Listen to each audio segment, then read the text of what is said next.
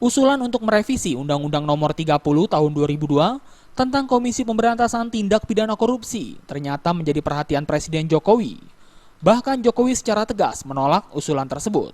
Demikian disampaikan pelaksana Ketua KPK Taufikur Rahman Ruki dalam jumpa persnya di kantor Presiden Jakarta usai mengikuti rapat terbatas bersama Presiden untuk membahas pemberantasan korupsi.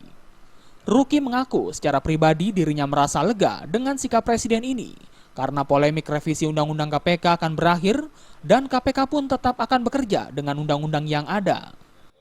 Dengan tegas Presiden mengatakan bahwa tidak ada keinginan dari Presiden, dari pemerintah untuk melemahkan KPK. Oleh karena itu, usulan untuk melakukan revisi dengan 5 poin, Presiden menyatakan menolak. Terus terang buat saya, buat kami di KPK itu hal yang sangat melegakan. Dengan demikian kita akan terbebas dari polemik dan saling mencurigai. Kami akan tetap firm bekerja dengan menggunakan undang-undang yang ada.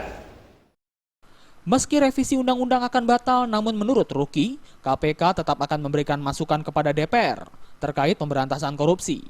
Sebelumnya, ada 5 peninjauan dalam rencana revisi undang-undang KPK.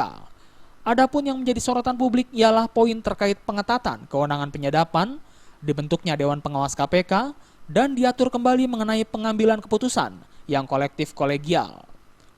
Rencana revisi undang-undang itu sendiri hingga saat ini telah masuk ke dalam daftar panjang program legislasi nasional tahun 2015-2019 di DPR.